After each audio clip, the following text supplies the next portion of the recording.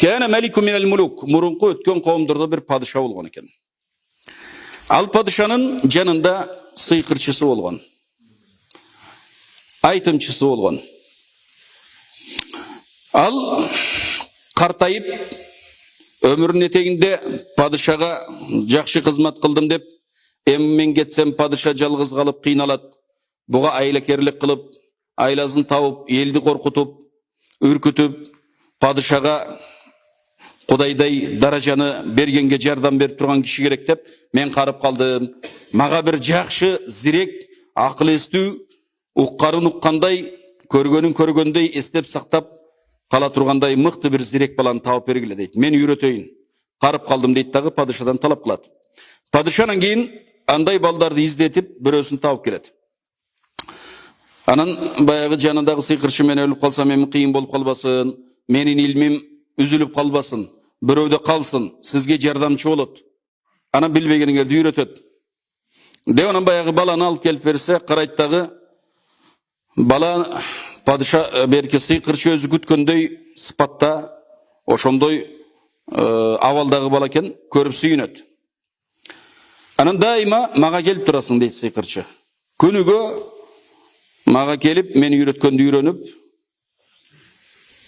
padişaha kızmat kıla turgan bolosуң deyt. Anan al künügö kelip turat. Birok bul bala үйүнөн çıkıp bul sıyqırçının үйüne kelgenге çeyin joldo bir Kuday degen adamdın ibarat kılgan kiçinekey alaçığı bolot. Şol alaçıkta ibarat kılıp oturat. Al bu İsa aleyhisselam'dın artından yerçigen Kuday dep kitepti burmagaylık keste tuğra jolda adaşpay jürgöndög adamlardan bolgan. Anan bala ошонун үйүнүн жанынан өтүп atıp баягы ибараткан adamдын ибарат кылганын көрөт дагы таң калат. Тиги сыйкырчыга барса ал башкача айтат. Буга келсе bir Kuday деп жалынып атат. Анан буга салам айтып кирип күнүгө ошого тийип өтчү болот. Сыйкырчыга баратканда. Анан аны сурайт. Siz emne kılasız, men könügö ötüp atkан кезде ушинтип эле турасыз, bir нерселер көйрөнүп, шыбыранып, ал айтат мен Кудайга ибадат кылып атам дейт. Жалгыз Аллага жалынып жалбарам. Бизди жараткан жалгыз гана Алла бар. Кудай бирөө деп ыйманды үйрөтөт. Анан ал ушул сыйкырчы менен ибадаткан адамдын ортосунда калат бала. Сыйкырчыга үйүнөн чыгып кечигип барат.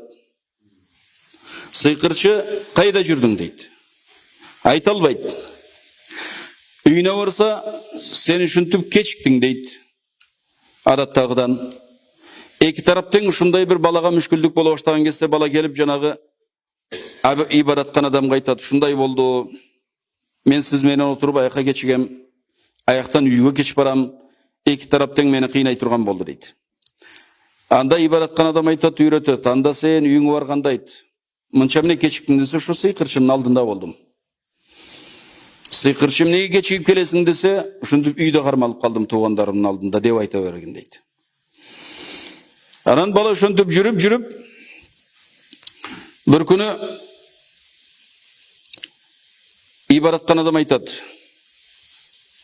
Eğer sen uşuntip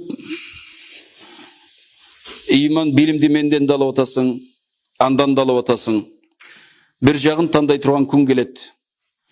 Degen sözü balanın kulağında kalat. Anan bir günle bala sıyqırçığa geletsa, jolda ötüp gelatıp, adamdardın bar üyülüp turganын göröt. Adamlar ötü albay jolga toktop kalgan. Emne oldu dese, berde bir ayban jatıp alıptır deydi. Bir aytımdarda al ayban жылан bolgan deydi. Bir aytımdarda başka bir çoğun janavar bolgan eken, adamdardı ötkörбөй, el korkup ötü albay jolga jatıp algan. Anan bala karayttagı bayagı künemi geldi okşoydu. Bu ibaratkan adamdın aytkanı çın beken, je sıyqırçının aytkanı çın bu, al Kuday jok deyit, bul bolsa Kuday var deyit. Ekövün bile turan gün geldi dep, taş alıp bala. Taşты götörüp turup anan keyin жалынат. Kuday, eger sen bar bolsoň, uşul ibaratkandan aytkany çın bolsa, sen жалгыз bolsoň, uşul aybanatty joldan çıgar. ölsün. Eğer şul ölse men bilem, anda bul ibaratkandan aytkan için. Kuday жалғыз eken, bir eken, бар eken. Deyt. Taş meyin alıp vurup jöret. Ursa bayağı canvar anan ölüp kalat. El korkup atkan ayban. Bol tur, anda bol emi ibaratkan adamdan aytkan için eken dep, agişinin артынан erçi turgan bolot. Anan el arasında söz tarayt. Bunu kim öldürdü? Bayağı bala öldürdü deydi. Demek bul balanın bir bilgeni var eken. Bul uşuntup sıyqırçıdan bilim alıp жүрчеле. Bu bala hiç kim bilbegen nerseni bilet eken. Taş menen uru öyle kişinekey taş menen ölüp kalsa, demek bunun bilgeni var dep el arasında söz tarap ketedi. Al arada bala sıyqırçıdan үйрөнгөн, таапчылыгы da var. Eldi de arılay başlaydı. Denesinde pes bolup ak kaptap ayıkpagan oruğa çeyin sebepçi olup ayıktırad. Anan anı bir sokur adamı uğup kalat. Al sokur padişanın janında жүргөн janjakörlerin biri bolgan. Al gelet de aytat, eğer sen men gözümdü ayıktır alsan, meni görüp kalçı olsam sağa mınça baylık berem deydi. Bala aytat, men sene ne işteki kalıbay, ma kerek жоғандай байлығыңдан deydi. Бирок sen meni qara deydi, bala aytat.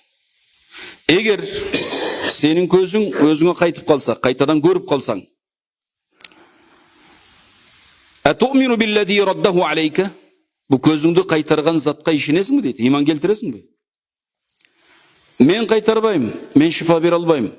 Şifa berçi jaratkan жалғыз özü deydi. Sen iman keltire alasın mı eğer gözün kaytsa deydi. Aytat, men işenem anda deydi, iman keltirem deydi. Anam bala dua kılat. Ey jaratkan, demek uşul adamga şifaňdy bere gör dep. Kudaydın kudreti menen baya kişinin gözü görüp kalat. Anan al Kudayga iman keltiret baya kelişken boyunca. Çındap jaratkan bar eken, menin gözümde kaytardı dep imanга kelet. Bulardan okuyası padişaga jetet. Padişayandan keyin bayağı sokurdu da kaldırat. Belki balanı da aldırat. Anan siler iman keltirdiňer mi? Menden başka biröge deydi da, özün Kuday sezgen padişa da. Menden başka da iman keltirdiňer mi? Birinci al janına kelgende bayağı sokurdan suraganda padişaçı, sen kantip görüp kaldın? Közüňdi kim kaytardı saga? Dese, menin közümdü kaytargan Allah jaratkan deydi. Dese, menden başka da senin jaratkanın bar bu? Menden başka da senin Kudayın bar bu? Dese, ova menin de senin de Kudayız bolgan zat bar. Oşol menin közümdü kayra kaytardı. Şıpağını oşol berdi deydi. Padişa bunu uğuş menen açusu gelip dağı, ey bolup turanda senin közüңdü sebepçi bolgan balanı da aldır, jildetlerin jönötüp aldırıp eköwün teň men ar kimiňdi özünçe bir ölümmen öldürem. Biriňdi öldürgen, kıynap azap bergen kıynawymdy ekinçiňe görsetpeymin deydi. Demek ar kimiňdi ar başka ölüm menen öldürem deydi. Görsetem men sizlerge, sizlerden Kudaýyňar kim ekenen deydi da. Anan bayağı kıynap birinci belki sokurdu kıynap balanın derigin bilip anan balanı kıynap oturup belki ibaratkandan derigin bilip bardığın birden jetip alat. Etegi var kimge takalganın bilip alat. Bardığın aldırat. Anan bayağı ibaratkandan alıp kelet tağı, sen Kudayga işenesin mi? Kudayga işenem. Kudaydan işensen kayt deydi. Kayt maga işen, Kudayda jok degen, aman saktap kalam seni. Bolbosa öldürem deydi. Jok kaytpayım deydi. Kaytpasan mana keyde onan aranı alıp gelip, bunu çaştın bölüngen jerin ortasına koyup başını aralap öldüröt.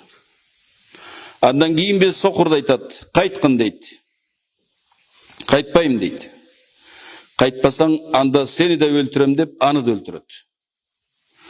Анан балага келет. Балага келет дагы, муну дагы башка бир өлүм менен өлтүрүш керек, кыйнап дейт. Эми жаш бала. Муну тетиги бийик тоого алып чыккыла дагы, шол жерге алып барып таштайбыз деп коркуткула, айткыла, кайтса кайтты, кайтпаса таштап жибергиле дейт. Баланы алып барат. Тоого алып чыгат дагы, желдеттери кайткын дейт. Кайткын десе бала кайтпайт. Жок, мен Аллага ишенем. Кайтпаймын, иманыман дейт. Аллага дуа кылат. Аллахумма кфинихим бима ши'та, кейфе ши'та дейт. Эй жараткан, ушулардан мени өзүң куткар. Өзүң мага жетиштүүсүң. Каалаганыңдай кылып куткар мени. Каалаган нерсең менен куткар. Ушулардан куткар дейт. Деселе тоо титиреп жөнөйт. Тоо титиреп, тоодун үстүндө баягы алып чыккан, бийик жерге алып чыккан баланы коркутуп кайтарабыз деп. Анан шол бийик жерден тоо калтырап, балага зыян жетпей, баланы алып чыккандан бардыгы тоодон үчөөздөр өлүп калат. Бала жаянан падышага басып келет. Падышанын астына келет, падыша көрөт дагы, эмне болду дейт. Менин кишилерим гана, сенин кишилериң өлдү. Мен аман эсен калдым, Кудай мени сактады дейт. Экинчи рет дагы бир жан жөкөрлөрү менен деңизге жөнөтөт. Кемеге түшкүлө дагы, муну алып барып деңиздин ортосуна таштагыла. Кайтса кайтты, кайтпаса деңизге таштап келе бергиле, чөгүп өлсүн дейт.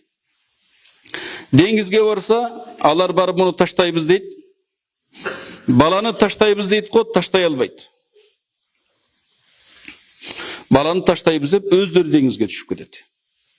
Баягылардын бардыгы толкун болуп, бир бала өзү калат дагы, жанагылардын баары деңизге түшүп өлүп калат. Кайтадан бала кайтып келет. Кайтып келип падышага келет дагы. Падыша сурайт, эмне болду дейт. Аларың чөгүп өлдү дейт. Кудайым мени сактады, мен өлгөн жокмун. Эмне кылам деп ойлонуп калса, бала айтат. Сен мени өлтүрө албайсың дейт. Мен сага кеңеш берейинби? Болуп тур. Сен мени бийик жыгачка мени керип кой.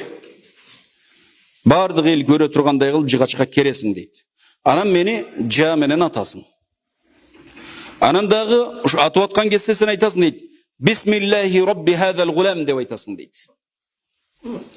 Бисмиллахи робби хадал гулам. Демек Алланын аты менен, мана шу баланын Роббысы болгон, жаратуучусу болгон Алланын аты менен деп атасың дейт. Анан өлөм дейт. Падыша болуп макул болуп дагы элдин баарын топтоп, баланы бийик жыгачка керип, анан жаасын тартып, Бисмиллахи робби хадал гулам деп айтат. Ушул баланын жаратуучусу болгон шу Алланын аты менен деп атат. Аткан кезде бала мына чыкыйын кармап, жа ушул чыкыйына тийген болот. Анан өзү айткандай эле бала өлөт. Ок тийгенден кийин, бирок баягы кармаган жерин кармап өлөт. Эме ок тийген жерин кармап өлөт. Мындан кийин бая көргөн эл бул баягы бала. О жаныбарды жолдон өлтүргөн бала ушул. Бул билбегендин баарын билет экен. Демек мунун жаратуучусу бар экен, Роббусу бар экен. Девен элдин бардыгы ушу баланын Роббусуна иман келтирдик. Бу падышады өлтүрө албады, ушу баланын Роббусунун атын айтып өлтүрдү. Деп анан элдин бардыгы иманга келет. Баланын окуясын көрөт да. Анан падышанын жанындагылар айтат. Ана сен болгон ушул 3 адамдан корктуң эле, сокурдан. О өзүнчө элдин четинде жашап ибарат кылган ибараткандан, анан бир жаш баладан. Ушул үчөөнөн корктуң эле, караймы? Бүтүн дүйнө бүгүн сага каршы чыгып, Кудайга иман келтирип алды. Эмне кыласың эми дейт. Десе жан жөкөрлөрүн чакыртып, падыша жөн калбай, жерди кастырып, узун чукур кылып, отунга толтуруп, от жагып, жанагыл жерде күбө болгон элдин бардыгын чакырып, келгиле дагы моногул оттун жанына тургузуп, өзү тегерете жан жөкөрлөрү менен тактысын коюп отуруп, отту алаулантып жактырып, жанагылардын бардыгын бирден таштайбыз дейт. Имандуулардын бардыгын. Эгер Кудайдан кайтсын, кайтпаса отко таштай беребиз дейт. Шонтип чекеден адамдардын бардыгын жыйнап, уламалар ошол адамдарды айтат. Бирөөлөр эң көп айткандар 70 000 болгон дейт. жана окуяга көп болгондор. Аз айткандар 20 миң болгон дейт. 12 миң дегендер де бар екен. Кыскасы, эң азын алган күндө дагычы 12 миң адам болсо, 20 миңге ортосуна токтолгон көпчүлүк муфассирлер 20 миң болгон деп айтат да. Ошончо 20 миң адамды алып келип, анан кийин отко таштайбыз дейт. Жана асхабул ухдуд дегенде чукур ээлери деп, ушул муну падышанын жан-жөкөрлөрү чукурду казып ыймандууларды отко салгандарды айтат. Ошолар анан бүтүн адамдарды чогултуп алып, жана ыймандуулардын баарын алып келип бирден таштай баштайт. Ыймандан кайтсын дейт, кайтпайт.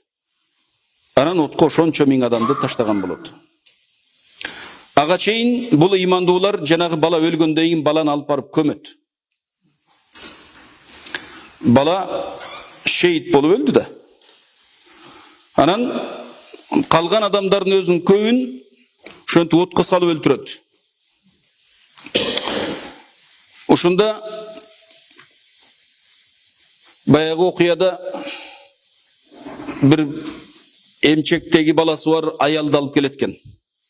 Отту көргөндө баягы аял кетенчиктеп кача калат.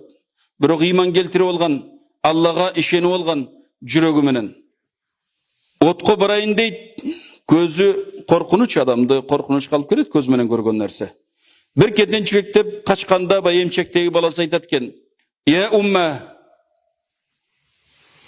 ey enем" дейт. "Иннеки аля хаккин" дейт. "Сен акыйкат жолдосуң. Тартпагын" дейт. Энеси анан кайта баласы менен боюн таштайт. Ошонда Алла Таала жанагы ыймандуулардын бардыгын отко жетпестен жанын алган дейт. От азабын көрсөтпөгөн дейт. Кыйналбаган экен, жанын алып койгон. Кийин алардын бардыгы түшкөндөн кийин баягы аңдагы, сайдагы, чоң чукурдагы от алоолонуп чыгып, бул сайдын сыртында отурган адамдарды каптап, жанагыларды өлтүргөн дейт, күйгүзүп. Анан бул окуядан кийин бул Яманда, азыркы Йемен жергесинде Наджран деген жер болгон. Ошол Йемен жергесинде болуп өткөн окуя болгон.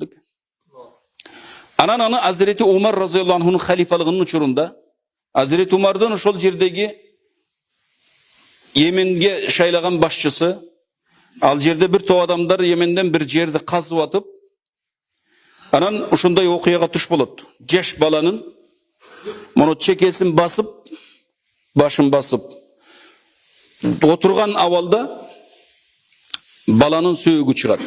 Кадимкидей эле шейит болгон, денеси өлбөгөн, эч нерсе болбогон, чирип экен. Анан баягы казып атканда чыгып калган, колу ушундай коюлган жеринен колун тартса, кан чыгат экен. Кайра кол ушинтип кой берсе, басып калып, кан чыкпай токтоп калат экен. Анан а киши Азирет Умарга кат жазат. Ушундайды баланча жерден биз казып ушундай кылып атсак, бир дене чыкты. Жаш баланын денеси. Анан ушундай болду, эмне кылабыз десе, Азирет Умар ушу тапканын ардай тек коюп, ордун кайта көмүп койгула дейт. Анан кайта көмүп ордунда калып кеткен экен. Ушул окуяны ушу Асхабул Ухдудтагы жанагы баланын сөөгү дешет уламалар. Ушул окуя Курандагы бир кысса болуп эсептелет. Демек, Куран кыссаларынын бири ушундай үлгү ала турган, бизге ыймандагы, ыхластадагы, бекем болуудагы окуялардын бири. Мурунку үммөттүн ыйманга чакырууда, адамдарды Кудайга чакырууда, ыйман үчүн көргөн азап тозок айтылат.